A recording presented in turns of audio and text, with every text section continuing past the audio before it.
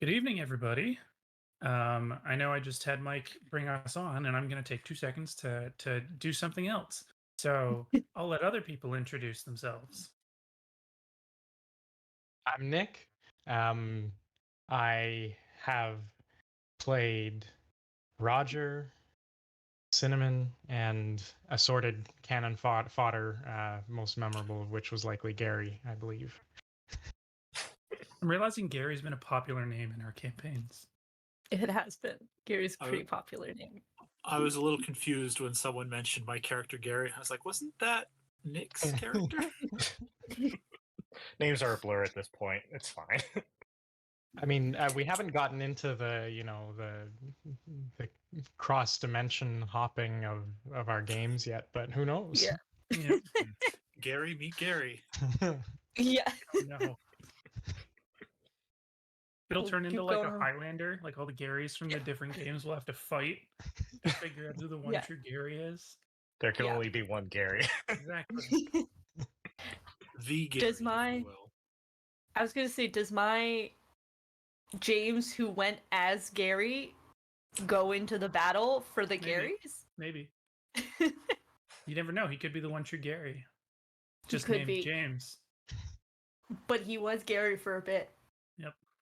He Yeah. assumed that identity, and it could be his forever if he wins that battle. What a great way to start off what is a very strange episode of our show this week. I hope that there are people watching, but really, who knows at this point? For those of you who are watching, we are a corporate crash course, otherwise known as the Corptocracy, where the games are thematic and the rhetoric is bureaucratic. My name is Cody. I have been judging and DMing and handling our various games. We had a bit of a shorter session this week, so we figured we would just kind of take it easy, have a bit of a chat about stuff we've been playing. Again, I think there's like 2 people watching, so feel free to jump in and ask us questions. We will do the best we can to answer them. Nick already did his introduction, so we'll move on to we'll go Mike. Let's hit the rest of the top row. Well, as the sign says, I'm Mike. I played a Gary in Delta Green, a number of characters in DCC, and Rex, the naive but lovable scamp in Paranoia. Oh yes, yes. We'll go Chris next. All right. I'm Chris, a professionally unprofessional TT RPG player, as I like to call myself, starting today. But anyway, yeah, I've played a few different characters. I played Frank slash Scoops McGee in Delta Green. If you haven't seen it, go watch those episodes. They're hilarious. I played Egon, of course, in Paranoia. And for DCC, because there's so many of them, the only memorable ones I played were a chicken butcher and a spider. So that's how I could sum it up. That's fair. And last but certainly not least, Zoe. I'm Zoe. I've played James, who pretended to be a Gary while playing Delta Green. Very good photographer for National Geographic, It's great. Ginger in Paranoia, and she had some flaws, but it's fine. And nobody very memorable in DCC, I don't think, but I had a couple survivors, and I mean, that's what matters. Who is memorable in DCC ever? It's not about the character. Probably the judge. DCC is about the characters you kill along the way. Yeah. Really.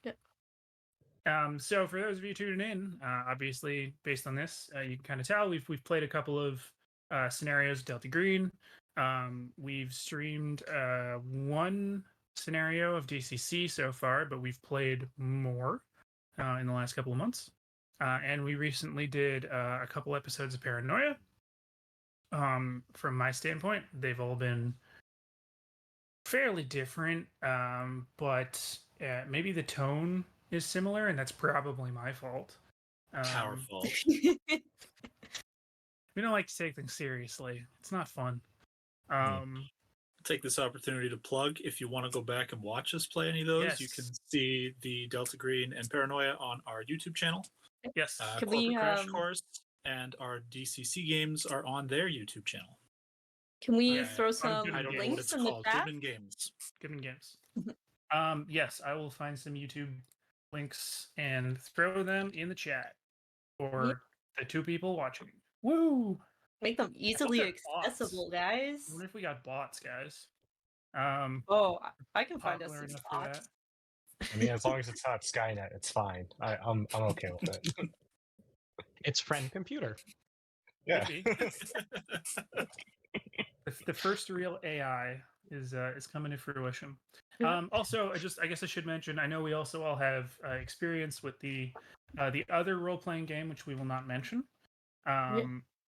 And so yeah, just potentially as a point of comparison, there is that. The game that shall not be named. Exactly. Mhm. So, do you guys want to talk about any of the campaigns in particular, or sorry, any of the scenarios in particular, or should we go into our list of prepared questions since this is a performance review meeting? Let's I mean, let's just You're start. our like to judge, you know. give a shout out to Delta Green's last things last, which I've played now twice with Cody as my handler. Love it. Fantastic beginner scenario.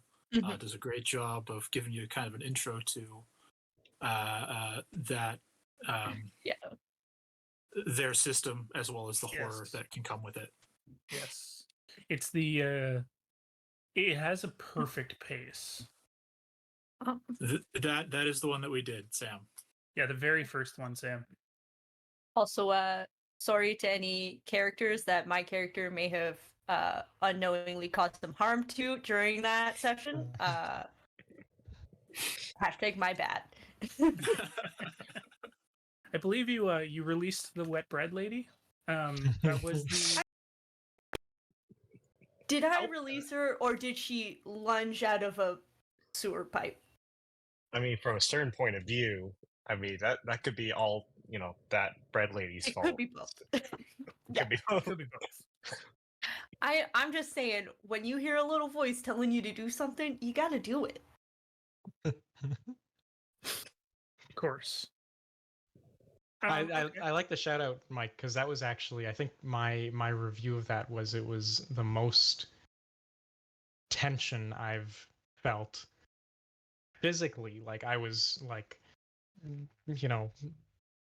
gripping my mouse, sitting here listening to the descriptions, waiting. It was excellent. I love all the games that we've played so far, but I love a little extra playing Delta Green with Cody as the handler. He does a great job with it. Yeah, but that's Cody? also because we played a year-long campaign, so like. Yeah, but it's everyone, even outside Between- of that. It's been Between great. our ridiculous play style that Cody completely feeds into Yeah, and makes worse, it's a fantastic shift between that nonsense and I don't know how he does it, but he does a great job shifting right back into the horror that is supposed to be the core of Delta Green. it's balancing out the right So, amount and type of chaos. Mhm. so thank you, Cody, for being an excellent handler. Oh, thank you. Chris, you had a comment? Well, I guess in relation to Delta Green, like it was my first time playing the game, so I had no idea what to expect, and the fact that it was basically like your character is delusional, go with it, it's fine. Yeah. And Oops, yeah, McGee, flawless. flawless. Again, if we play another game of Delta Green, like and I could use Frank again, I'm probably just gonna roll with just like whatever undercover role he has, he's just gonna like deep dive method act into it and just The method actor. yeah. Yeah, Um, I do Frank love I found do his love that you calling. took a character that I created on the spot out of nowhere. And had no issue just going with it. yeah, going with it is probably an understatement at that point. Yeah, it was. Yeah, again, that's probably one of my favorite ones that we've played so far for sure. It's just Delta Green, at least, Yeah, especially for. Sam, calm down. That's just Chris's dog, okay? He's okay. Yeah. Oscar, right? Yeah, that's Oscar. It's not Sirius Black. It's just the He dog just looks that's like that. He basically, cosplays. yeah. Yeah, yeah. He's going for Sirius Black. That's his method acting. He's resting up after it. Yeah, yeah. Yeah, it's fun, and I gotta say I'm happy that you guys react that way to my way of kind of rolling Delta Green in that way. I've listened to uh mainly just the one podcast, which was the God's Teeth playthrough. Um, and a lot of people tend to keep it fairly straight laced because it kind of is. Like there's little bits of humor that kind of work its way in because being set in modern times, um, there's just we live in an absurd world, so that kind of automatically fits. Um, but I love highlighting the absurdity more because it really makes the horror more relevant. And makes it feel it gives you just I guess the perfect emotional catharsis at both ends of the spectrum, um, Yeah. which I enjoy. And it really, I mean, from my end and the selfishness of it, I love the fact that I'm able to kind of yank you guys in both directions emotionally. That feels good that it works. Mhm. You know. Okay. Well then, while we're kind of going this way, why don't we then talk about? So we played the two scenarios in Delta Green. As Mike mentioned, we played Last Things Last, which I still think is the greatest intro scenario to a game I have ever seen, and will continue to play constantly because of the pacing, the mechanics of it, the way that it just organically flows through, and the fact that it's not even. There's a problem with cosmic Lovecraftian horror sometimes in that if it gets too big, it's not. It doesn't actually have an effect anymore. So Last Things Last does a really good job of keeping the horror grounded and realistic. Right? It's about a guy who lost his wife to cancer and basically brings her back from the dead, and then locks her in a freaking septic tank because he's Spoiler alert. suddenly. Nothing. Just spoiling Yeah. the story for everyone. Yeah, oh well. If they've watched our episode, it's already been spoiled. That's true. So If you haven't seen it, check out our YouTube channel. Yep. And what good is a recap if you haven't seen the? Yeah. Oh, fine. It's just Sam. I mean, Sam's watched it, so it's no big deal. Um, it convinced me to keep playing. It was so good. Also, the value of small party sizes. Yeah. Um, it's an incredible scenario. We went from that to playing. Um, why am I forgetting the name The of the last scenario now? equation. The Last Equation, which is one I hadn't played. I think I fumbled a little bit of it just in terms of some of the setup and whatnot, but I think we still had a good time with it. Does anybody have a hot Oh, yeah. take about that scenario? There's a part of me that wants to, peek behind the curtain, and a part of me that doesn't. But I'm gonna throw the question out there, and you can decide whether you want to answer it or not. How much was written into the scenario of what we played there versus kind of ad hoc? There was it felt very organic, like the world was really responding to us, and either way it's very impressive. Either impressive writing that it kind of guides you along, or impressive uh, game mastery. It's a little bit of both, to be honest. Delta Green scenarios are really well written in that they're not they don't railroad you like a lot of other ones. It kind of like it's probably also a function of the fact that it's modern and it does take place um like over normal time. Um so you typically end up with like a series of events that are going to happen regardless of whether or not the players are involved, right? And then my job as the handler obviously is to kind of look at that, um massage it, um potentially change some of the character stuff. I also kind of I hone in on weird things written in modules. So like a thing in the module was to give you guys like aliases to move in, and I played on that a lot more because it's fun. Whereas it's kind of like a bit of a throwaway line in the module. It's basically like, yeah, give them like real credentials, and then I was just like, no, what do you guys want to do? And then we made it ridiculous, right? um but overall they're usually very well written because they come at it with like the intro of here's the premise of what's going on, and then it starts to break it down into locations and times, and it starts to it immediately starts off with like here's the handler's perspective and understanding of the overall story, and then here's kind of what you give the players over time, um and see what they piece together. Yeah, I don't know. I hope that's not giving too much away. No, that was a good answer, and I appreciate how organic it felt, and it was fun. I think the the I don't know if it's because we played it over more sessions, but I didn't feel the same sort of build up with it with that story. Maybe it's because there wasn't again, spoiler alert, a monster.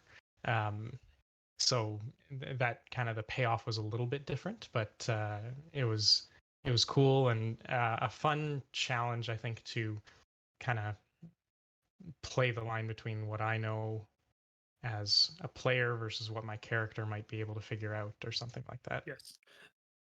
I Yeah. think for that too, I get the like, oh, there wasn't necessarily a monster,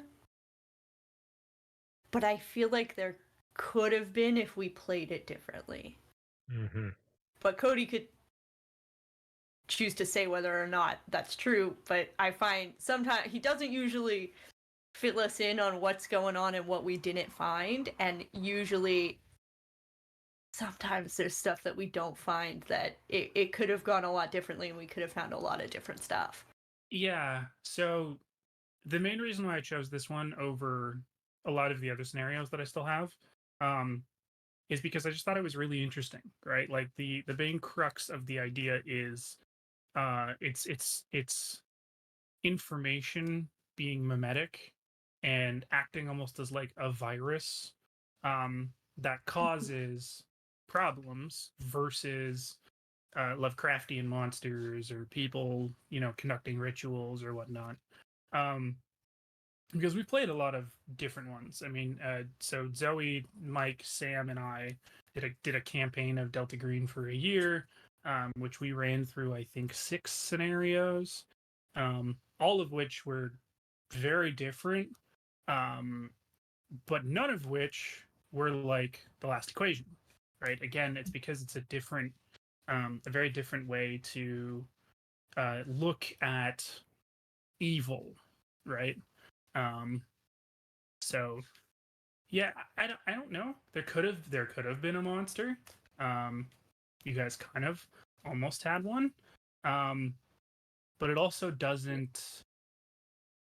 I don't know. It didn't seem like it was gonna work that way in the campaign we were playing. In the game we were playing. Sorry. Yeah. I Mhm. feel like in Delta Green, there's always the option to have a monster, depending on how you play your cards. I mean, the game, like the rule books do try and specify like it's as much as it goes, as much as it's about cosmic horror, the people, like the bad things are being done by people. It's a game about Yeah. people being bad, and again that kind of that goes back to the idea that the horror is supposed to be real, right, or feel real. Yeah, I playing through that one, I did really like, at least it felt like, the panic of us trying to contain that information and keep it from spreading and causing more Yeah. people to go crazy. So I think Mhm. in terms of if that was your goal and why you like the scenario, that certainly came through. Good. As to Nick's comment, I also felt that the dread didn't build as much as it did in some other scenarios that I've played, and I think that was, maybe I'm wrong, but my impression was that was largely because none of us understood, or none of our characters Yeah. understood the equation or what was going into it. So we were Yeah. all really ignorant and just seeing Yeah. the effects rather than the causes. And I think if we had seen the causes, it might have been, it might have done a better job building that dread, especially if someone started following the equation in our party. If our characters were a little bit better at math, maybe Yeah. we would have Yes, I stressed think- a little more about it. Yeah, unfortunately, just like me, my character was never good at math, so I guess. Yeah. For anyone out there going to play The Last Equation, make a character who's good at math. Have one person in the party good at math. Just one person that's got at least like a 5th grade level of math. I could have put in an NPC, but then Nick was all like, "Oh, I'll pretend to be a math expert," and I'm like, "Oh shit." I mean, we got a great like character out of that too, especially. Oh yeah. That one was amazing. His ability to play dumb in every scenario. Oh my god. I'm glad it came across as playing dumb as opposed to Being dumb. It All right. definitely felt like your character was trying to play dumb and not get in trouble because I don't know what I'm talking about other than math. He understood math. That was the thing. And that's it. It definitely felt like all he knew was the numbers, and that's all that mattered. Good. Okay, so we played these couple sessions of Delta Green, and we'll definitely go back to Delta Green at some point because it's one of my favorite games. As a result, I think it was the second RPG I played after it Who Shall Not Be Named. So it holds a very special place in my heart because it is so different. But we did that for a couple of sessions, and then we switched over to doing the DCC funnel. Do you guys want to talk at all about DCC, or not necessarily, because we've been playing it before? I mean, I'd like to say I absolutely love DCC. When I was in high school, I learned to play AD&D from someone who learned back in the 80s when it came out. And so I played old school D&D. And so I feel like DCC kind of has that same overwhelming, unforgiving idea where, because in the more modern ones, you tend to be like this exceptional adventurer, whereas in the old ones you could very easily get overwhelmed.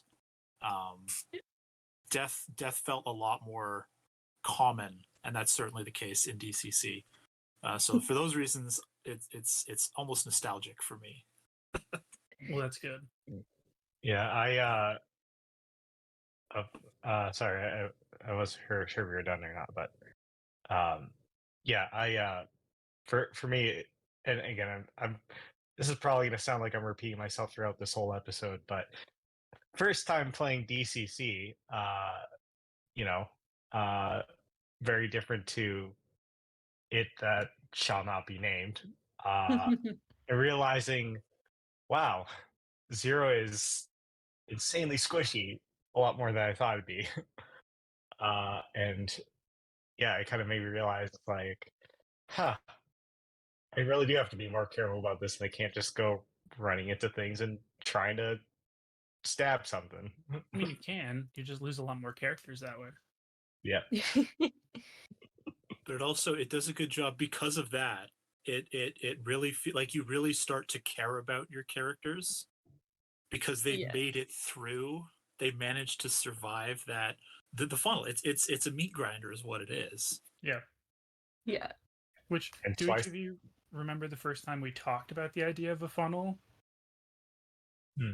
Probably not. It would have been a while ago with each of you, I think. Because Yeah, it's a it's been a thing. It's a while. hard thing to like imagine coming from the superhero simulator that we're used to, right? Yeah. Sorry, Chris. I think I cut you off though. Oh no, it's okay. It just again, it's a kind of again first time when I tried it, it just was like a completely different experience, and just being like, oh, it seems like I have a whole bunch of characters I don't know what I'm going to be able to do with, and then just like one after the other, just off one by one. Just getting picked Uh, off. yeah, very few survived, and I think Spider Guy is still my favorite. I don't even remember his name or like what his thing was exactly. It's just he's a spider guy. That is it.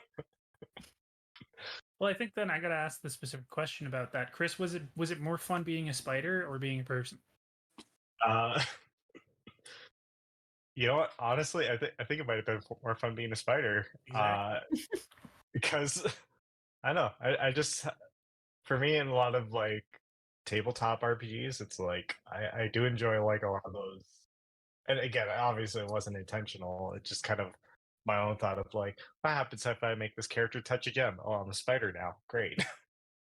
um, yeah, just for me, it's like I do enjoy a lot of like just kind of different aspects of tabletops where it's like it could be more than just like a humanoid character. You could be like a bird person or a a wolf man, or just like in this case, just a tarantula with just like little human eyes are just sticking onto it. Yep. Just like googly eyes attached to the top of the spider. No big Yeah. deal. Perfect. I don't know. I mean, I know Cody. I think you, Mike, and I've run whatever game master, dungeon master, whatever, run games before, Yep. and I think the Joey has two, fun, I think, the, at least now. yeah, I don't know about Chris. Hmm. Have you DM'd Chris? I never had the chance to yet. Well, I mean, I've been pretty much a player, but I know. Well, I think at some point I should give it a go at least. I Oh guess I yes. would have to figure out what to do. Or We'll like, make you. oh, okay, that's great. I'm just gonna come in one day. It's like, surprise, Chris. Here's Yep. a book. Here's Yeah, dice. you're up. Yo. Have fun. Sorry, Nick, I cut you off. Oh, that's okay. What I was gonna say was the DCC experience as a player is, to me, a few steps towards the game master experience in other games, where you can kind of let go of the character, their motivations, their whatever, and make your calls to serve either strategy, if that's how you have fun, or the story, right? Like, if I'm running a game, I don't care if half of the monsters die. I want the next interesting thing to happen.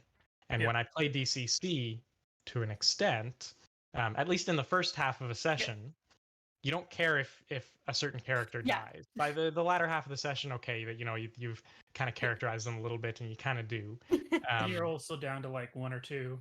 Yeah, When you're down to your last guy, you kind of want that one to live. yeah, but you can serve the story a little bit more, which is kind of fun. It's a little bit of feels a little bit more relaxed that way. Now Yeah. you ran DCC for your other group, right? I did after you showed me the game. How do you feel running it versus playing it? It's still fun. I think the advantage I had playing with you that my other group didn't have was that I was playing with people who'd played before. Whereas none of them were. I was the only DCC expert, as it were. And so like getting that switch to flip for them Mm. from some other game. It takes a bit of coaching, and if there's no player there showing how it's different, it does take a second. So and as a game master too, I was being soft. I was being way too like, oh, let them have their moment, whatever, as opposed to making them think, arguably making them pay, making it a challenge, which is part of the fun of the game. So after the first time I ran it, I kind of took some notes and I'm halfway through now another funnel, and I think I'm doing a bit better. And of course, they have experience now too. So Yeah, You can also refer them to the DCC 101 YouTube video on Yes. the Goodman Games YouTube channel. that's right. Yes, which we made. Woo! I don't know if I want them to see me like that. Come on. An interesting point about that switch that needs to flip between the super powered able to do everything adventurer to the DCC fodder that you are. I don't know if you remember, Cody, exactly how many times it was, but it took me 3 or 4 goes through the start of Sailors on the Starless Seas. Yeah, it took us a while to made it anywhere. get used to it. Yeah, because I think we did it once with you and Bryce. Well, we also And you guys died. underestimated, just how many And people you then- need, because yeah. it is brutally We did it the first devastating time with to you the and Bryce. characters. You guys both died. Yeah. Was Nick in the second one when you guys went home, or was that with Bryce again? I think that was with Bryce. Okay. And then it was the third time when we had Nick and Chris, I think.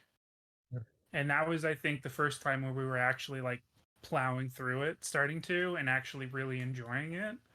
But yeah, that was like the third playthrough of Sailors. Not that I wasn't enjoying failing all the time, but it did become like, do I want to go in that? As Cody mentioned, at one point we just said, you know what? This is too dangerous. We're going to go home. Well, past a certain point, it was like we kept getting together, being like, "Are we actually going to get through this module?" Like it became a thing to need to just like get through it because we needed to. Yeah. Yeah. Well, yeah, because it became a chore rather than. Yeah, we did that, and then I did Portal Under the Stars with Sam, Zoe, and was Mike there for that one? I was there for that one. Yeah, and you guys all died. We did. Yeah. Don't recommend hiding in a room and hoping the bad guys leave you alone. They find you. Because like a video game where you're being hunted, the hunter always knows where you are.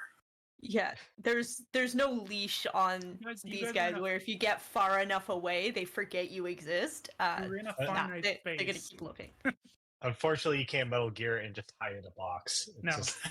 Yeah. I hid behind a chair. It didn't help me. My players did the same thing with Portal. They hid behind the chair? Not the chair specifically, but... Well, and I guess this one is spoilers because we haven't played this one before, but the last room in the dungeon is a big like terracotta army type room, which then comes to life and starts chasing your players, and it's like 50 dudes. So our players in that game were basically just like, this is too many, we're leaving. And they chose to hide in a different room, and I was kind of like, there's 50 of them, they're gonna find you and you're dead. Like, there's no, what do you want me to do? So yeah, that's a good one. Yeah. Okay, I'm going well, is there anything and I had a truck.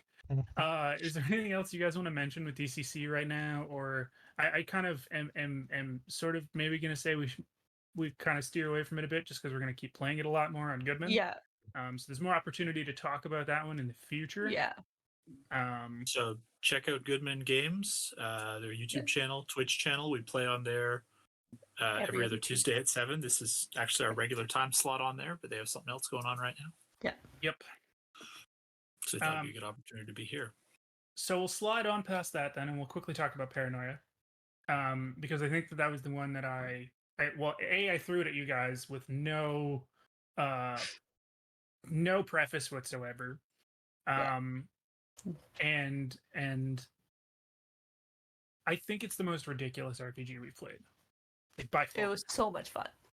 Yeah. I love how ridiculous it is. I would agree with that. I thrive in a TTRPG that has chaos. chaos. Yeah, that's my favorite thing. It's just absolute chaos. Yeah, it I think this it's only coming to mind of like the best way I could describe it. It's just like it's I guess it reminds me it's just like a Monty Python-esque game where it's nonsense upon nonsense, just Mhm. comedic humor But adventure. nonsense that'll kill you if you Yeah. get out of line. Yeah. Yeah. Well, it's funny because we talked about Delta Green and how we, because of the way we play, juxtapose the ridiculousness and the horror. Paranoia feels like that's perfect for us because it does that for us. Yes. Yeah. Mhm. There's like this slight eerie undertone for me with paranoia that's like not blatant, but it's enough to be like, oh, something's not right, but who cares? Let's keep going. Oh, it's not. There's It's not nothing we who can do about it. cares. It's don't Oh. look it in the eye because then you're dead. Yeah, like, Yeah. hey, maybe if I don't look at it, it'll go away. That's somebody else's responsibility. Yeah.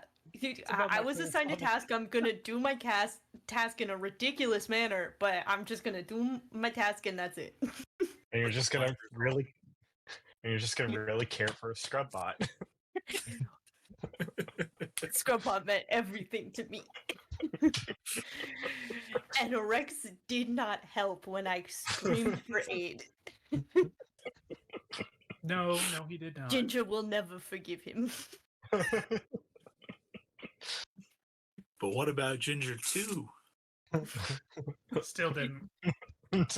She has all those memories, and she also does not forgive him. Uh-oh. She's just been looking for a reason to call the computer. You better watch your step.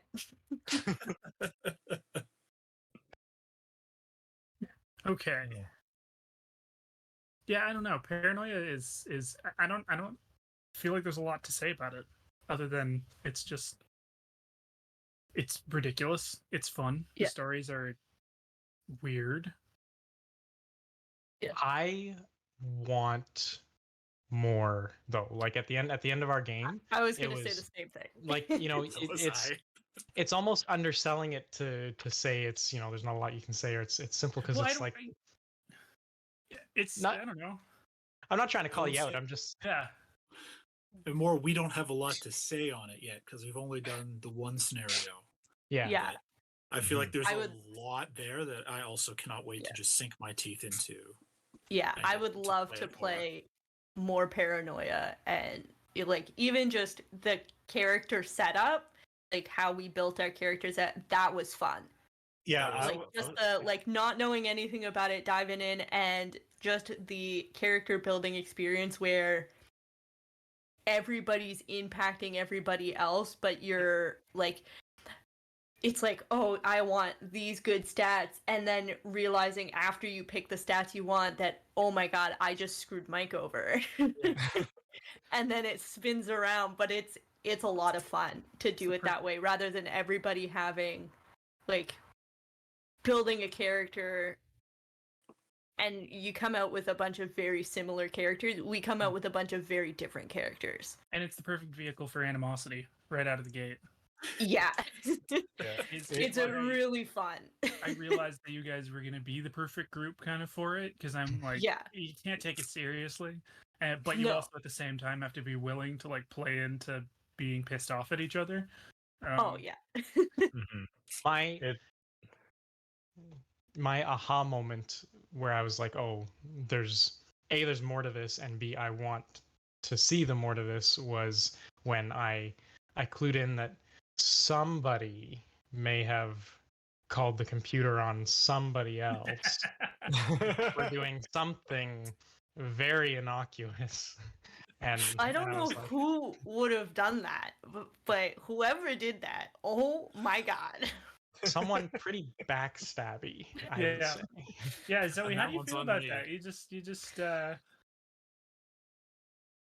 look at her drink her coffee without a care in the world. Just nonchalantly, I it's don't like, know. For What those you of you talking about? wondering, she ruthlessly murdered Alana through the computer. Hey, somebody was committing a crime.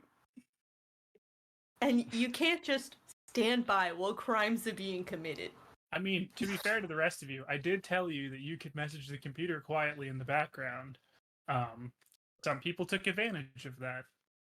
Oh yeah, I was constantly chitter-chatting with the computer. The stories I told that computer, oh my gosh. just come besties. It's like, oh, me and the computer, we just like, have our usual like Sunday brunch, and we just like chat it up. It makes the idea of PvP fun. Yeah, Mhm. for I was gonna say, future on that reference. note, I'm just gonna say, for future reference, you have to be very specific with the computer when you want to make an anonymous complaint, or the computer's going to call your ass out. oh, that's good Oh. to know. But I was going to say, I do really like, as opposed to most, maybe all other TTRPGs that I have played, where you typically form a party that is working together towards one goal. Here you can feel that that's not the case. Like, you It's- certainly work together, but it's like a tenuous Yeah. alliance rather than camaraderie. Yeah, you got hired into a toxic workplace, and you're like, Yep. well, I gotta pay the bills. Yeah, I mean, it is your coworkers Yeah, in the worst sense. it's nice knowing too within Paranoia that you have multiple clones available Yep. to you. You know, if you don't sell them all away for bonus stats at the beginning. Yeah, I kind of made that mistake almost of like just, oh, I'm gonna like add this and this. It's like, oh no, wait, I don't need The- 6 clones. Me just aloof as heck at the beginning, like, oh no, I don't understand. I missed my chance to do a thing, and then finding out that you guys all just blew through your Moxie and clones, and I was like, oh, I'm good to go. Zoe just starts murdering everybody left and right. Yeah, and I was like, oh, they don't have many lives left. Let's go, computer.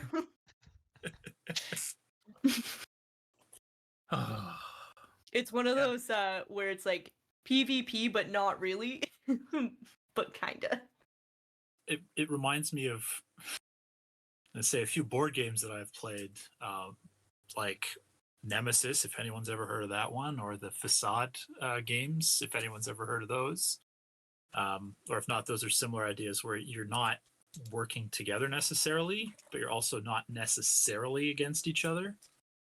Yeah, I really enjoy that dynamic. So it's very much working together and getting the other players buy-in to help you when you need it, but also stabbing them in the back whenever you can to try and when it suits give you to yourself the benefit. advantage. Yeah. Absolutely. Yeah. You gotta get a little further ahead. You don't want to be Yeah. an infrared clearance Yeah. idiot your whole life, right? Yeah. It's get a up by race that you stepping on other need their people's help back. with. Yeah, I don't know. It's so ridiculous. It's the perfect Mhm. setting that I love. I get to ham up the play against, I forgot because I know I had started it off by saying that it's communists, but that's the older version of the game. It's terrorists now, which is still not really politically correct, but oh well. trade one bad for the other. It's fine. Yeah, clearly. It's just trading Russians for brown people, but whatever. Oh my gosh. I'm sorry. I didn't write the game. Yeah, I don't know. It's just fun. I need to be faster on the uptake though. That's the only thing. Yeah, does anybody have anything else specific about Paranoia they want to mention, or do we just dive into some of the other questions that we had here? The only thought I had, I mean, it was kind of going back a little bit to the character creation. It was kind of funny of like one of the few times where it was like thinking I was unprepared for a game with character creation and the GM being like, "No, it's fine. We're gonna just do it the day of." It's like, "Oh, okay." The same thing will happen if we ever play Traveler, because in Traveler, your character can die in character creation. Oh, And that's just What? the weird. Oh yeah, because You just die basically before you even start. yeah. So your characters don't get to play story. In Traveler they're older, and you can you basically like play out their entire life in character creation to create your stats. And the older they are, the better stats they get, but like obviously kind of the less hardy they More are. chance. Yeah. And so through these periods of time, you could like have your person be in military service or be in like a job on a space colony or something. Yeah. And you roll to see how they perform. And they can die while like on a military campaign. Oh my So god. you're just kind of like, oh, well, start Start over. again. Sending out your son to do it. It's like Yep. he'll be fine. Well, stay tuned for when we inevitably play Travelers on here. Yeah. It's a space game, which is kind of neat, I think. Although completely tangential, I saw that there was another thing about the new edition of Pendragon is coming out soon. Which if you guys ever want a ridiculous Arthurian RPG where you play like an entire lineage of a family, we'll do that at some point. But I don't know when I'm feeling that much work. That's a bit too much prep. Okay, so we'll move on to Well, I was some of these just gonna- questions. Okay. What's up? Sorry, I was just going to throw out my final thoughts on Paranoia. Was that Go ahead, it's, Mike. really easy to pick up, which is nice. The character creation is in itself a fun game, and it does a good job of balancing the party out, which you can have problems with in other RPGs if you don't. Yeah. So I think it's a good starter one. Good. Thank you. I agree. Okay, so we're at about 10 to 8, so we're gonna try and go through some of these fairly rapid fire. So I'll throw them at you guys quickly, and we'll see how many of these we can get through. So the first question we're gonna answer is, which character was the most fun that you played? And I'm gonna throw it to Mike first. Now, is this supposed to be from ones that we've seen? Because I absolutely loved Sam. I think it's got to be ones we've seen, though. All right. It's got to be a corporate crash course character. Yes, so far. That does make sense. You know what? I actually like Rex. I'm excited to play him more. Yeah. It because of a quirk from the character creation, where Cody here gave me the naive character trait. I'm not used to playing naive characters. Usually they're pretty cunning and clever. So I like one Mike who's is just a like cunning and clever guy. absolutely just buying into whatever you tell me. I don't know Unless any it's better. saving a scrub bot. Okay, we're not gonna do this again. But the computer told him that the scrub bot had to go, so Okay. that must be the way it was. But no, throwing so it I'm over to excited to play more of him. Yeah. Good. Okay, Nick, you're up.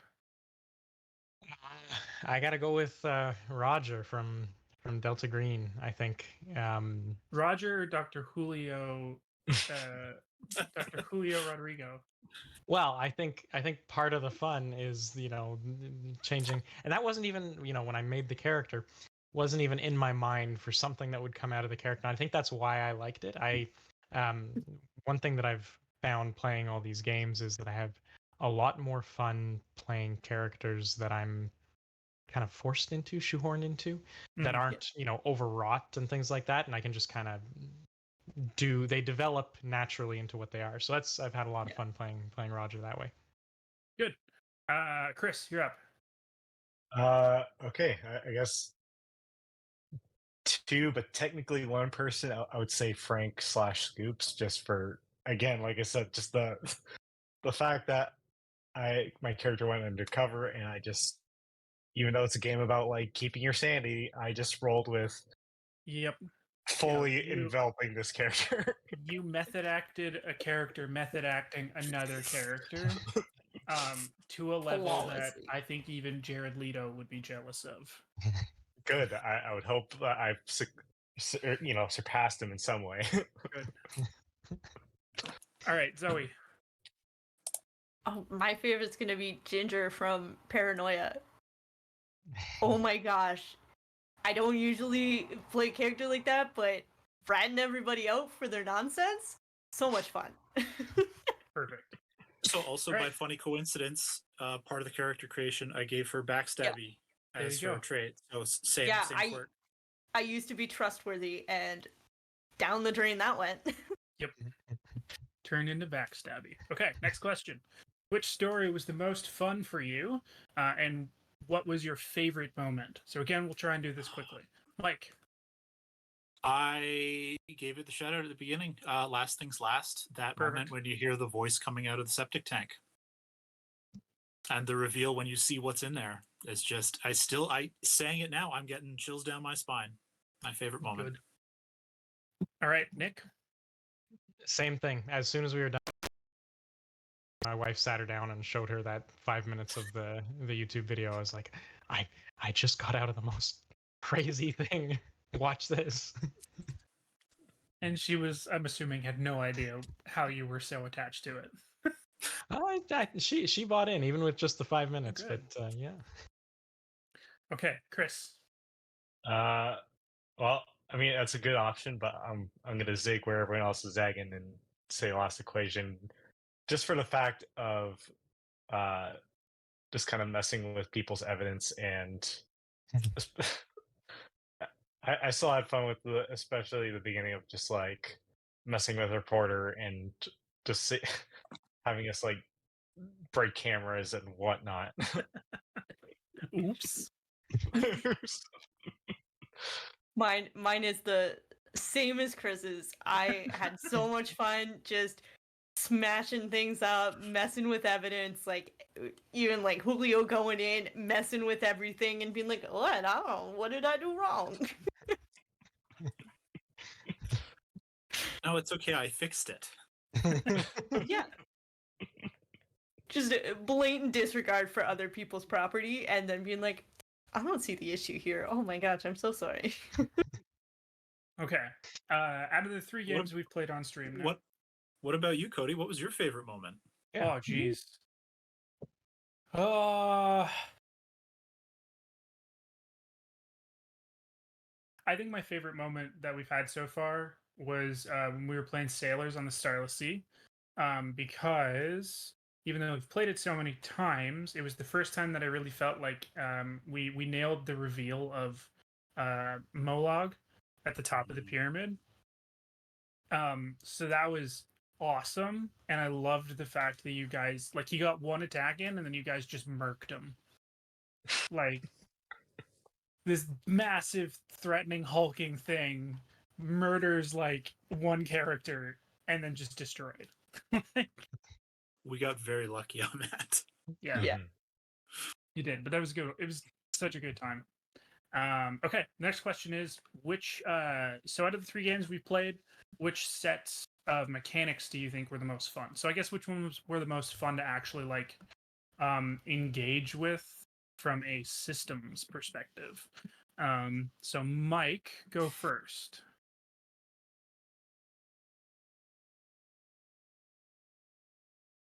I'm going to say Paranoia for this one. Okay. And it may just be bias. It was the most unique. I've played percentile-based RPGs before, like Delta Green, and I've played D20 or wonky dice in that case, based RPGs like DCC. But Paranoia with the D6s, I've not done anything like that. I know there are others, but I haven't done it. So it's the most unique, and that's probably what made it the most fun for me. Cool. Okay, Nick. I'm also gonna say Paranoia, but actually for a different reason. I think I already said the character creation, semi-random or not predetermined is really awesome to me. But I like the game within the game of how am I going to do this? Okay, I want to accomplish something. How am I going to do this? And how am I going to convince Cody that this is how I'm going to do it? I like that kind of. You can try anything, right? But Yeah. you can. Yeah, I like that. Okay, Chris. Man, there's a few different good ones. If I'm picking one, I think at least the Delta Green for I just like the insanity kind of aspect of it, of like just trying to keep track of that. That was something new I didn't think I would have to like kind of keep score of like, oh, if my character goes insane, that's it. All right. And we didn't even see it fully in that one. And if we play more Delta Green, you guys will get to, because we had the sanity mechanics. There's a lot more buried in it, which becomes more prominent over time. And in our last campaign, we actually did have somebody hit 0 sanity in the last last campaign, or the last scenario of the campaign. Zoe lost her character to insanity. It happens. Yep. All right, Zoe. On the same boat as Nick with Paranoia, and same reasons as him. It's the character creation's really cool, and the being able to figure out how I can convince you that I can do something, and not just have a set thing where you're like, "Okay, roll this." I can be like, "Well, I think it should be this and this, and here's why." I think that's really fun. Cool. Okay. What was the most surprising moment for you? I'm gonna change it up this time, then we'll go backwards. Zoe, you're first. Oh my gosh. The most surprising moment? Yes. Gosh. That's tough.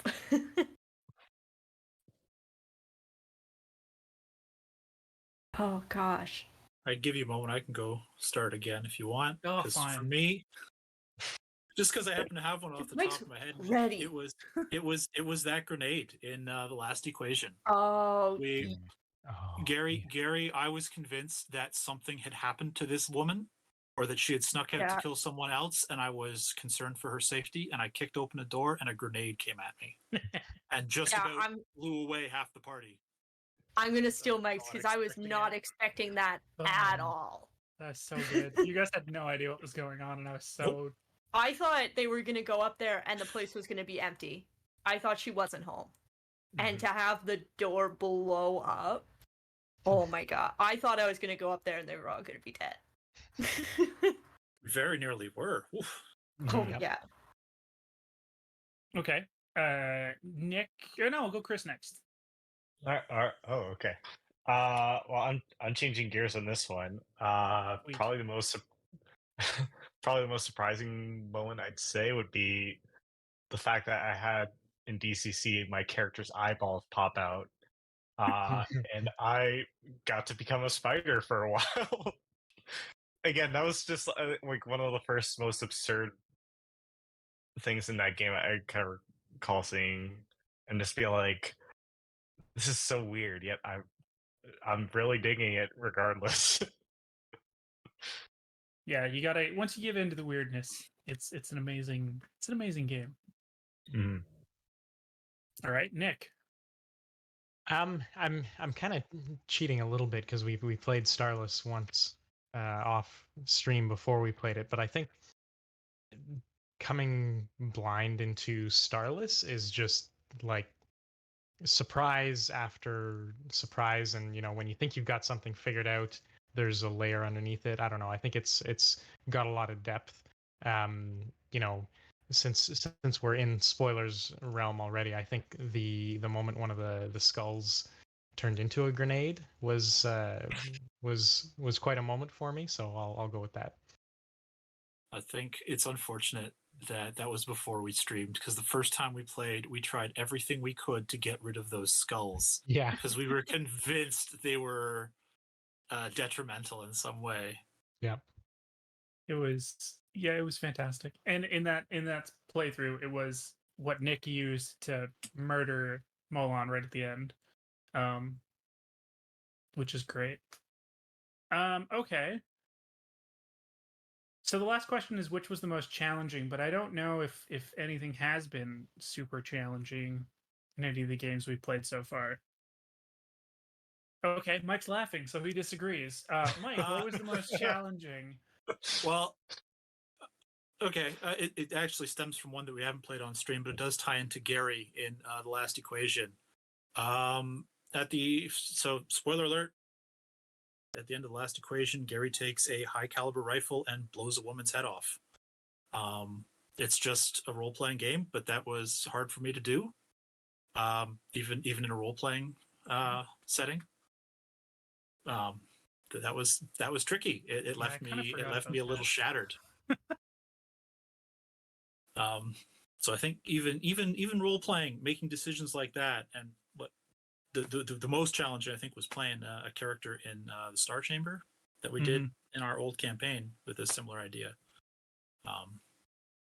It's fun to play, but it is hard, or at least I find it hard.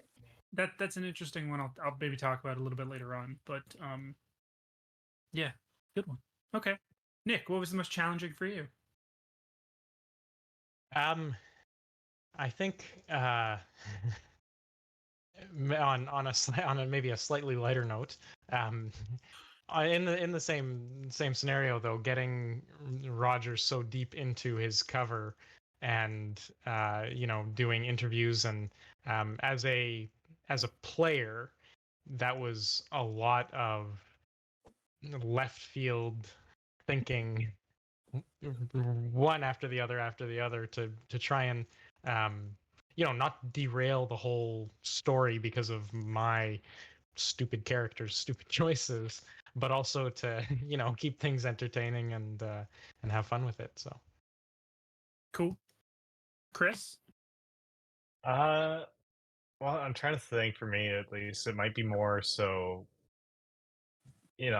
I guess for me, it's just kind of more so some of the trying to figure out some of the mechanics of some of these games, which I know isn't exactly a specific challenge It's or fair. answer. No, it's fair.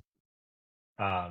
Because having played it that shall not be named, yeah, it's kind of an interesting like having to change gears from like playing a certain way and then like doing this with a certain paradise and then like doing this where it's like, oh, we're all building our characters together and like just doing, but kind of technically screwing over each other and like it's yeah, like I said, it like takes a little bit of getting used to, but kind of once things get going, does become a lot of fun. Well, it's good. I mean, part of what I like doing with this and what I want to keep doing with our stream when we're not on Goodman is to kind of try and keep exposing you guys and the wider world to more of what's out there, right? Because there are so many bloody TTRPGs, more getting created every day, all which A do lot of them very are really interesting good. things. Yeah, and a ton of them are really good. And I like to highlight that because it's fun, right? When I got into this, I thought there was only the one, and then I found out that there's all this other stuff, which could elicit so many different types of experiences. And so I think that that's amazing. Anyway, we got to finish off most challenging. Zoe.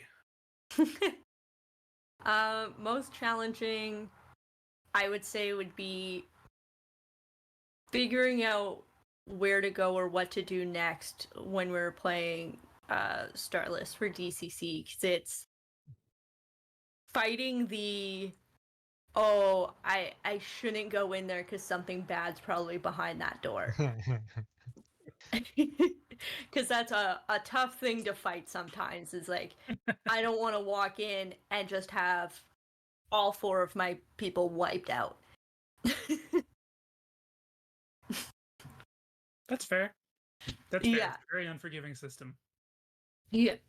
But the fun flip side to that is, you skip that door and Yeah. 3 rooms further down in the dungeon, you're all gonna die because you didn't, pick up the ring that was on the floor in that room. Yeah. because Well, you were all too chicken shit to yeah, open the exactly. door. Yeah. And like as we're playing too, like by the time we got to like Paranoia, I'm like, oh, I've got 6 lives. It's fine. Like, I'll do whatever. Who cares? And was it fine? It was fine. It was fine. I was gonna save that scrub bot. We're going to be hearing that for years down the road. Yep. Cody, what Justice was for scrub bot. what was the toughest thing to run? Or the toughest moment or whatever story beat to sorry, I'm putting you on the spot. No, it's fair. When did we ruin the game for you? You guys haven't ever, to be honest. Each of the games has had its own specific challenge for me, I think, apart from maybe Sailors, because actually Sailors went well. I got distracted thinking of the one who watches from below. That one you guys got like you got really sidetracked partway through, and I got really annoyed and was trying to figure out how to keep you guys moving forward. In our defense on that. Yeah. So I think the only ones I've run for you guys so far that have gone swimmingly, Last Things Last went perfectly. There was no issues with that whatsoever. I think the Last Equation, we've already spoken about why that one was kind of difficult. Sailors went well. I don't think there were any issues really, or anything that I needed to really kind of work on. Paranoia was probably kind of tougher just because I was trying to learn it up probably a little bit too quickly on the fly. I don't think I'm as confident in how I run that one as I want to be or as I should be.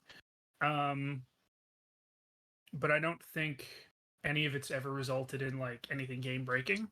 Yeah, and for the most part, you guys haven't thrown me off totally. Like I'm a very like minimal prep GM because I want to respond to you guys much more. Because it's more fun. It makes the game more engaging and the world more interesting. So I copped out. Worked for me. I think everybody else would agree. Mhm.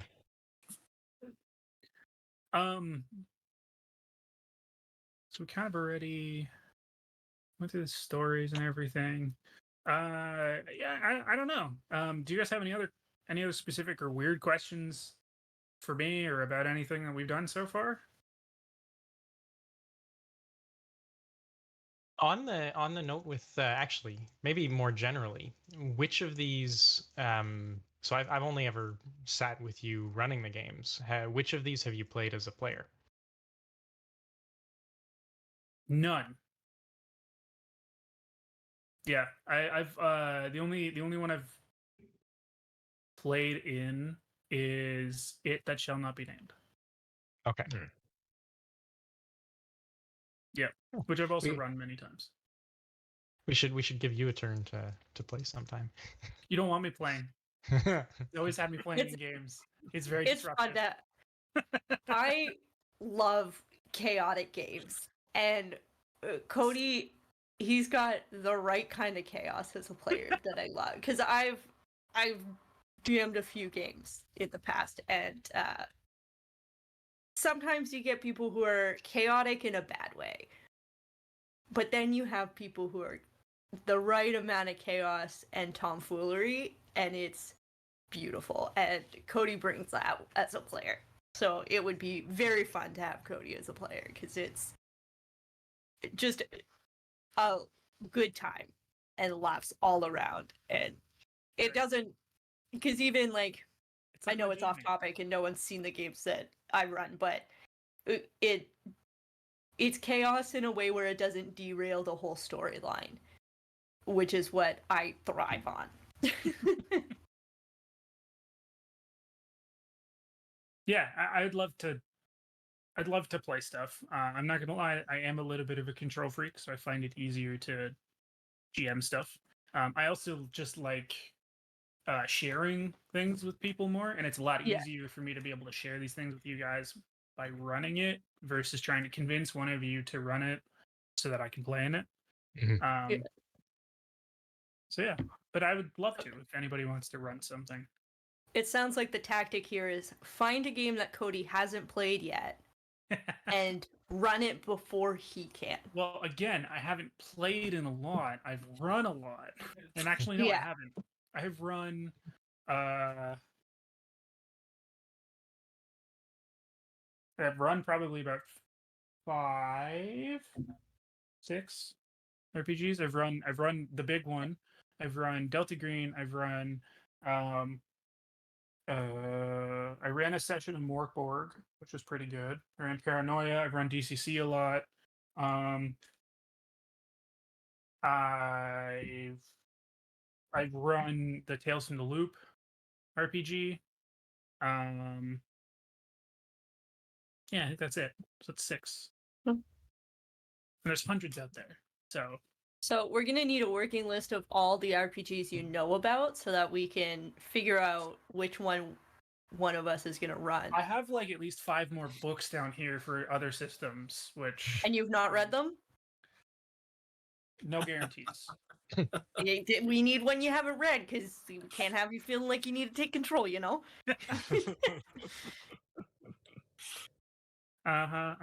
Sure. I'll call your wife, I'll get her to hide it. I'm sure she would gladly help you with that. Yeah, I don't know. There's a lot of really cool stuff out there. And I'm looking forward to everything else. Any other weird questions? Oh, Uh, to put you on the spot now, who is your favorite character that you've had That I've the run? joy of of ours? Is there any of our characters watching. you particularly Oh, enjoyed watching? You're gonna now? make him pick a favorite Ooh. child? there are no favorites except for one. That's hard. It's gonna be a tie then between Dr. Julio Rodrigo, just because of how thoroughly Nick like took that and ran with it, and Scoops, Yeah. because That makes Those sense. two were so oh my god, You guys, Just pushing it. fantastic job. Just I pushing was not- zines. I was not ready for that. I just hope that there's another point of just going undercover and it's just another ridiculous thing like If you Yeah, play more Delta Green, like- there will always be undercover. yeah. right. It's I hope so much fun to see a character go so deep with an alias that they become that person. But I mean, there's always something really fun about being given a character and just rolling with it. yep. Which is why I hope it's something equally ridiculous like a Chihuahua trainer or just like Oh, that'd be a good one. just a schnitzel shepherd, whatever like nonsense could come out of it. It's gonna be real fun when we start playing another round of Delta Green and we start with Scoops and then he gets a new alias. And it just keeps cycling through that where he doesn't know who he is. He's the Doesn't go new back alias every time. Just doesn't go back to Frank. It just continues after the next person. Frank's long gone. What do you mean? I don't wasn't work even for his the, I don't first work for the one. CIA. Who's Frank? I'm a zine presser. Get out of here. I've been writing Guy's zines calling for me saying he's my 17 years. boss. What is this? Where did this phone come from? I don't even use a phone. Who put this in my pocket? What do I do? We're gonna need a DCC style occupation table for. Oh, great. Have Just you? gonna keep going. There is stuff. There's a series of books that a lot of the DCC community has been putting out for a number of years, called the Gong Farmer's Almanac. They put it out yearly. from like 2016 through now, and they're all free on Drive-Thru RPG. But they have extra classes, and one of them, the one that always sticks out in my mind and that I remember, is one's called Hot Dog Suit Guy, and you get, I think you get like you get a penalty to charisma, but you get something else really dumb. And yes, your character is wearing a hot dog suit. Like that's the whole thing of the class. It's dumb stuff like that. It's great. I can't wait for Scoops to start being the mascot for a hot dog stand downtown New York. You know? I don't even get out of the hot dog suit. It's like I am one with the hot dog. That's Yeah, you are a hot dog now. I am hot dog. What do you mean? You put your suit jacket on over the hot dog suit? Yeah, Shower in the hot dog suit. He Gotta is tie it up a with- hot dog. He is only a hot dog. Yeah. So I do gotta ask, I guess, on the final question before we maybe close it all out. Are there any other RPGs that you guys would like to see us play through the channel? I'm asking the four of you.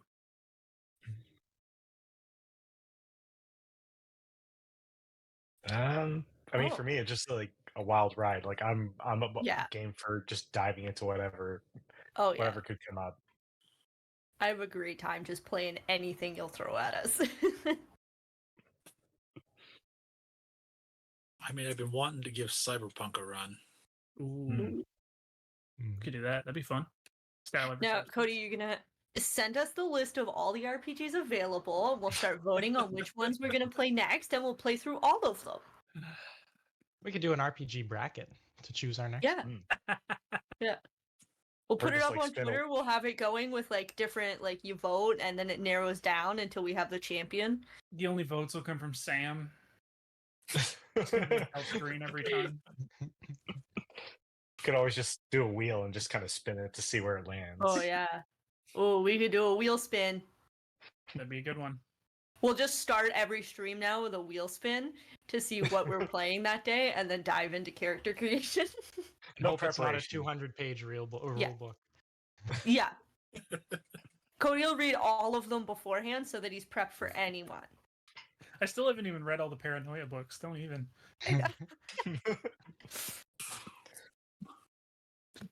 All right. Well, unless anybody has any further comments, I say we should maybe cap it off there. Yeah.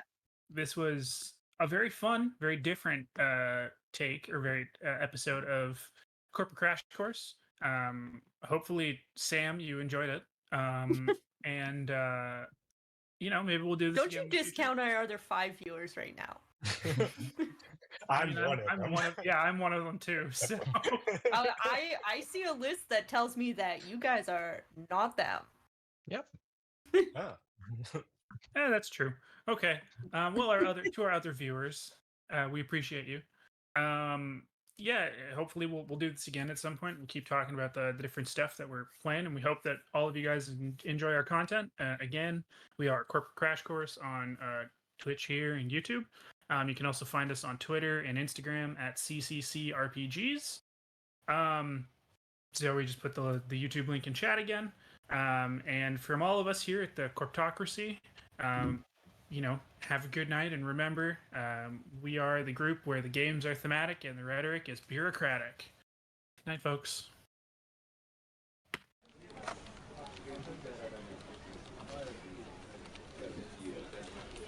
Thank you.